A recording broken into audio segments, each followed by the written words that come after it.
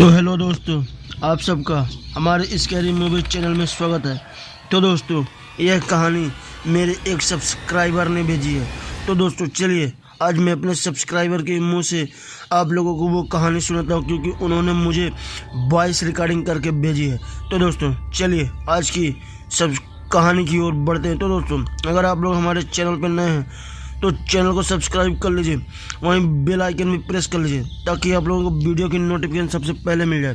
तो दोस्तों चलिए आज की कहानी की ओर बढ़ते हैं। आप लोग कहानी का एंजॉय कीजिए और मेरे उन सब्सक्राइबर को सपोर्ट कीजिए, क्योंकि उनका भी एक यूट्यूब चैनल है, वो मुझे प्रमोट करने के लिए बोले। अगर इस कहानी में अच्छा रिएक्शन मिलेगा तो मैं उनके चैनल को ज़रूर प्रमोट करूँगा। तो दोस्तों चलिए कहानी की ओर बढ़ते रहिए। दोस्तों ये तब की बात है जब मैं अपनी धर्म पत्नी नीतू के साथ हनीमून मनाने के लिए गया था। पूरे दिन की भागदौड़ के बाद अब वक्त हो चला था रात में ठहरने के लिए कोई सही होटल देखने का। फिर मैं और नीतू नरोदरा हाईवे सेक्टर नंबर 34 के पास पहुंचे तो हमने देखा कि वहां पर एक बड़ा होटल बना था। पवन बंसल नाम का वो होटल बाहर से ही बड़ा आलीशान लग रहा था। फिर मैं और नीतू गाड़ी को उस होटल के पार्किंग में लगाकर नीचे उतर गए और उस होटल में पहुंचे। फिर मुझे पता चला कि होटल के लगभग रूम तो पहले से बुक हो गए हैं। मैंने मैनेजर से बहुत ज्यादा मिन्नतें की तो लास्ट में जाकर उस मैनेजर ने कहा कि हमारे होटल का एक रूम अभी भी खाली है, लेकिन उस रूम का किराया थोड़ा ज्यादा लगेगा और वो रूम यहाँ के सबसे ऊपर वाले फ्लोर पर है और वहाँ का लास्ट कमरा है जिसका नंबर 303 है। नंबर 303 ये एक ऐसा नंबर है जो काफी अशुभ माना जाता है। उस समय नीतू ने मुझे बहुत ज्यादा मना किया कि हम किसी दूसरे होटल में चलेंगे, लेकिन इस कमरे का नंबर बहुत ही अशुभ है। लेकिन मैं उसे समझाते हुए उसी रूम में ले गया। मैं एक डॉक्टर हूँ तो हमेशा से ही मैंने इन चीजों को अनपढ़ लोगों के दिमाग का वहम ही माना था। जैसे हम होटल के तीसरे फ्लोर पर पहुंचे तो हमने देखा कि वहां पर कुछ गिने चुने रूम थे और उनमें भी कुछ तो एकदम शांत पड़े थे। इस समय तो सभी कमरे चुप्पी साधे हुए बैठे थे। मेरे हाथ में रूम नंबर 303 की चाबी थी और मैं रूम नंबर 303 के पास गया और उसका ताला खोलने लगा। ताले पर जंग लगा हुआ था, जैसे सालों से इस कमरे को खोला ही ना हो। जैसे ही मैंने उस दरवाजे को धक्का मारा तो उस दरवाजे के खटखटाने की आवाज आई और उस दरवाजे के खुलने की आवाज से वहां का सारा सन्नाटा टूट गया। मैं और नीतू जैसे उस कमरे के अंदर पहुंचे तो हमने देखा कि कमरे में काफी अंधेरा था। तो मैंने बोर्ड पर लगे बटन से लाइट ऑन की और कमरे की हालत को देखा तो हमने पाया कि कमरा दिखने में तो ठीक ठाक था। कमरे में एक लंबा चौड़ा बेड लगा था और आजू बाजू में कुछ चीजें रखी हुई थी जो एक रूम के हिसाब से काफी जरूरी होती है। मैं थका हुआ था तो कपड़े उतार कर पुराने कपड़े पहन लिए और उसके बाद मैं बेड पर लेट गया। मुझे बड़ी जोर की नींद आ रही थी, लेकिन एक तरफ भूख भी लगी थी। मैंने उस होटल के मैनेजर को फोन किया और रूम नंबर 303 में जल्दी से खाना ऑर्डर कर दिया। यहाँ से जो हुआ वो मेरी लाइफ का एक डरावना लम्हा बन गया। मैनेजर ने खाना तो भिजवा दिया, मगर जब उस होटल का सर्वेंट उस कमरे पर आया तो वो थोड़ा नर्वस लग रहा था। मैंने उससे पूछ ही लिया, अरे भाई आप डरे हुए लग रहे हो? मगर इस समय तक तो उसने कोई जवाब ही नहीं दिया और एक चुप्पी साधे वहां से चला गया। मैंने भी ज्यादा गौर नहीं किया और खाना लिए अंदर आ गया। इस रूम की एक बात कॉमन थी कि इस कमरे के अंदर बार बार एक बहुत ही धीमी आवाज आ रही थी, कोई ऐसी आवाज जिसका एहसास करना भी मुश्किल था। कभी कभी तो ऐसा लगता है कि हमारे अलावा कोई तीसरा भी है। और नीतू को भी ऐसा ही फील हुआ कि आवाज तो कुछ इस तरह की ही है, मानो कोई तेज तेज सांस ले रहा है। लेकिन जब हम उस आवाज पर गौर करते तो वो गायब हो जाती। कर हमने इस बात को नजरअंदाज कर दिया और उस कमरे के अंदर लगे टीवी को ऑन करने लगे। मैंने टीवी को ऑन किया ही था कि अचानक से दरवाजे पर दस्तक हुई। दरवाजे पर 3 बार खटखटाहट होने के बाद आवाज आनी भी बंद हो गई। नीतू ने कहा, रुकिए जरा मैं देखती हूँ। नीतू कमरे के पास गई और दरवाजा खोला तो उसने देखा कि उसके सामने वाले रूम का डोर खुला हुआ था और दरवाजे पर दस्तक देने वाला कोई भी दिख नहीं रहा था। नीतू ने झांकते हुए इधर उधर देखा, लेकिन जब उसे कोई नजर ही नहीं आया तो उसने दरवाजे को बंद कर दिया और वापस से बेड पर लेट गई। मेरा पूरा ध्यान टीवी में था तो मैंने भी इग्नोर कर दिया। अब आधा घंटा बीत गया था। फिर एक बार दरवाजे पर दस्तक हुई और इस बार मुझे बर्दाश्त नहीं हुआ और मैं गुस्से से लाल हुआ बेड से उठा और दरवाजे के पास गया तो दरवाजे के सामने एक बॉक्स पड़ा था और उस बॉक्स के ऊपर मेरा नाम लिखा हुआ था। ये देखकर तो मैं हैरान ही हो गया, पर मैं उस बॉक्स को अंदर लाने की जगह वहीं पर खोलने लगा। तभी मुझे ऐसा लगा कि मेरे सामने वाली जगह से अचानक ही कोई गुजर गया है। ये इतनी जल्दी हुआ कि मैं कुछ भी समझ ही नहीं पाया। मैं दरवाजे के तलों से उठा और आजू बाजू में देखा तो भी कोई नहीं था।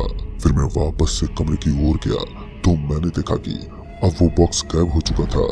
इस वक्त मैं काफी डर गया था, लेकिन नीतू को डर ना लगे तभी उस कमरे के अंदर लगा टेलीफोन एकदम से बजने लगा।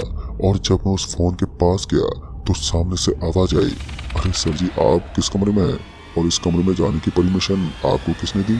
और हाँ, अभी आप बहुत बड़े खतरे में हैं। हम जो कह रहे हैं वो आराम से सुनिए और घबराइए नहीं, चाहे कुछ भी हो जाए। आपको तीसरी बार दरवाजा नहीं खोलना है और उस कमरे से बाहर ही नहीं निकलना। तभी उस कमरे की फोन लाइन काम करना बंद करने लगी और फोन कट हो गया। उस स्टाफ की बातों ने मुझे और भी ज्यादा डरा दिया था। मैंने नीतू को पूरी बात बताई। तभी उस कमरे की लाइट एकदम से कट हो गई और चारों तरफ जोरदार अंधेरा छा गया। मैं नीतू के हाथों को पकड़े हुए था। नीतू डर के मारे रोने लगी और फिर एक बार दरवाजे पर दस्तक हुई। मैं हल्के स्वर में बोला, कौन है भाई, बाहर से आवाज। तभी बाहर से आवाज आई, सर मैं हूँ इस होटल का मैनेजर। ये सुनकर मैं दरवाजे की तरफ गया और कांपते हाथों के साथ दरवाजा खोलने लगा। उसके बाद जैसे मैंने दरवाजा खोला तो मेरा पूरा शरीर सुन्न पड़ गया। मेरे ठंडे हाथों ने एकदम से काम करना बंद कर दिया था। दरवाजे के सामने सफेद लिबास में लिपटी एक दिल दहला देने वाली महिला खड़ी थी, जिसकी मुंडी उसके धड़ से लटक रही थी और उसके बाल बिखरे हुए थे और उसके आधे कपड़े फटे हुए थे।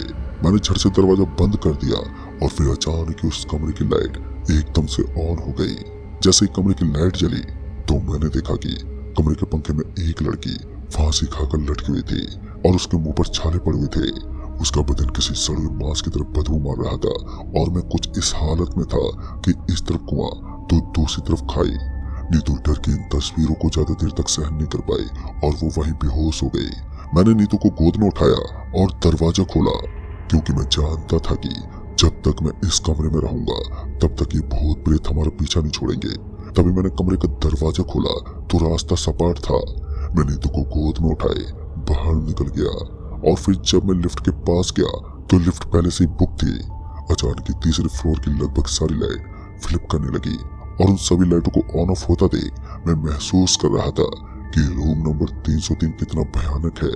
तभी अचानक ही मेरे कान में किसी के फुसफुसाने की आवाज आई, तुम मुझे छोड़कर कहाँ जा रहे हो? मैं तुम्हें कहीं नहीं जाने दूंगी। वो आवाज इतनी हल्की और डरावनी थी कि मेरे पूरे बदन में बिजली रौंद गई। तभी मैं पीछे पलटा तो मैंने देखा कि पीछे तो वो वीरान सी बरामदे की जगह थी और फिर मुझे वही सर्वेंट नजर आया जिसने कुछ देर पहले हमें खाना दिया था। उसने अपने हाथ से इशारा किया, शायद वो कुछ कहना चाहता था, लेकिन मैं उसके इशारे को समझ ही नहीं पा रहा था। अचानक मेरे पांव लड़खड़ाने लगे मानो कोई भूकंप आ गया हो और इसी बीच वो लिफ्ट ऊपर वाले फ्लोर पर आ गई। मैंने अंडरग्राउंड बटन दबाया और लिफ्ट के साथ नीचे चला गया। नीचे उस स्टाफ के मेंबर हमें देख काफी नॉर्मल लगे। उस होटल के मैनेजर ने हमें समझाने की बहुत कोशिश की, लेकिन मैं एक पल के लिए भी वहां पर रुकने को तैयार ही नहीं था। फिर मैं उसी वक्त अपनी गाड़ी के पास पहुंचा और नीतू को गाड़ी में लिटा दिया।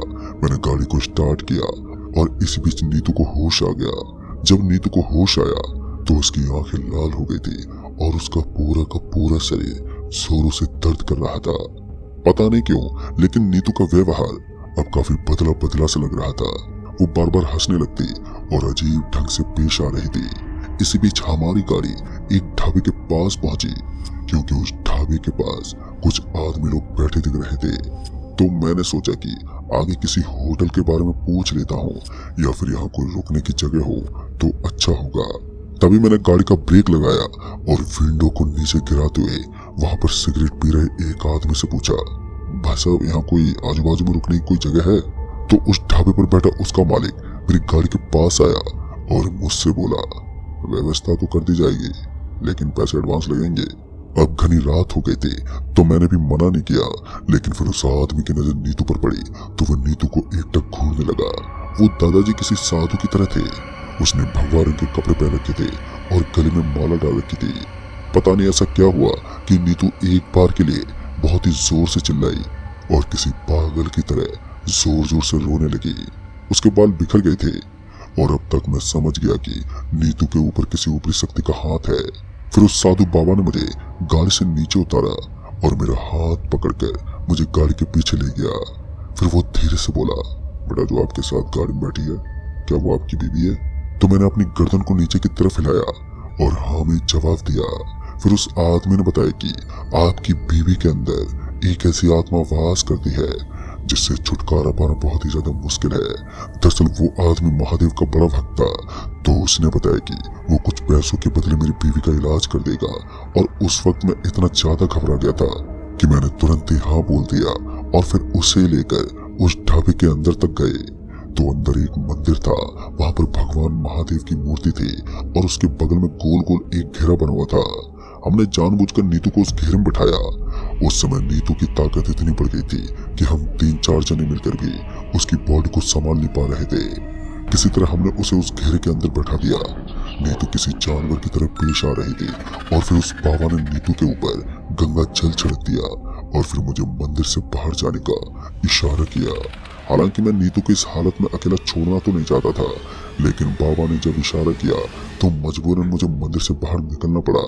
फिर कुछ देर के बाद जब मुझे अंदर बुलाया तो मैंने देखा कि उस बाबा ने अपनी बोतल के अंदर उसी महिला को कैद करके रखा था जो मुझे रूम नंबर 303 के दरवाजे पर नजर आई थी। वो उसी हालत में थी जैसा कि मैंने देखा था। उसके बिखरे हुए बाल और डरा देने वाला चेहरा। नीतू बेहोश थी और उसके बाद जब नीतू को होश आया तो उसे बहुत ही तेज बुखार हो गया था। उसका पूरा बदन तप रहा था। मैं उसे लेकर अस्पताल पहुंचा और मेरे साथ वो पंडित जी भी थे। फिर हमने उस बोतल को रौनकपुर गांव के चौराहे के बीचों बीच दफना दिया। टोटका पूरा होने के बाद हम उस होटल में पहुंचे तो नीतू को मैंने वहां के डॉक्टर को देखरेख में छोड़ दिया था। फिर मुझे पता चला कि 1 दशक पहले वहां एक स्कूल हुआ करता था और उस स्कूल में एक लड़की ने सबसे ऊपर वाले फ्लोर पर सुसाइड कर लिया था। कहते हैं उसके बाद उस स्कूल में इतनी ज्यादा दहशत फैल गई कि कुछ दिन बीतने के बाद वो स्कूल खंडर बन गया। बच्चे उसके नाम तक से डरने लगते।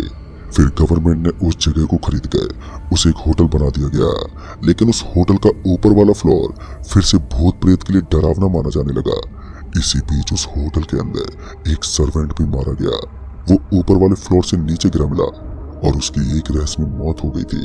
उस दिन जिस मैनेजर ने हमें रूम नंबर 303 की चाबी दे दी, दरअसल वो मैनेजर उस होटल में नया था और उसे रूम नंबर 303 के बारे में कुछ भी मालूम ही नहीं था।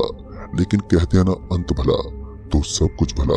खैर उस दिन के बाद आज भी नीतू को ऐसा लगता है कि कोई उसके आसपास घूम रहा है जो उसे छूने की कोशिश करता है। अब ये नीतू का वहम है या फिर कोई पैरानॉर्मल एक्टिविटी, ये तो मुझे भी नहीं पता। तो दोस्तों इस कहानी में बस इतना ही। कहानी आपको पसंद आई हो तो वीडियो को लाइक शेयर जरूर कर दें और साथ ही हमें नीचे कमेंट बॉक्स में जरूर बताएं। तो वहीं दोस्तों, अगर आप लोगों को मेरे उस सब्सक्राइबर से ये कहानी सुन के मज़ा आएगा कमरा नंबर 303 की, तो हमारे YouTube चैनल को सब्सक्राइब कर लीजिए। अगर आप लोगों के पास भी ऐसे ही वॉइस रिकॉर्डिंग है तो हमें भेजते रहिए। हम आप लोगों की भी वॉइस रिकॉर्डिंग को अपने YouTube चैनल में वीडियो के रूप में डालते रहेंगे। आप लोग भी एंजॉय करेंगे। तो दोस्तों बाय एंड टेक केयर।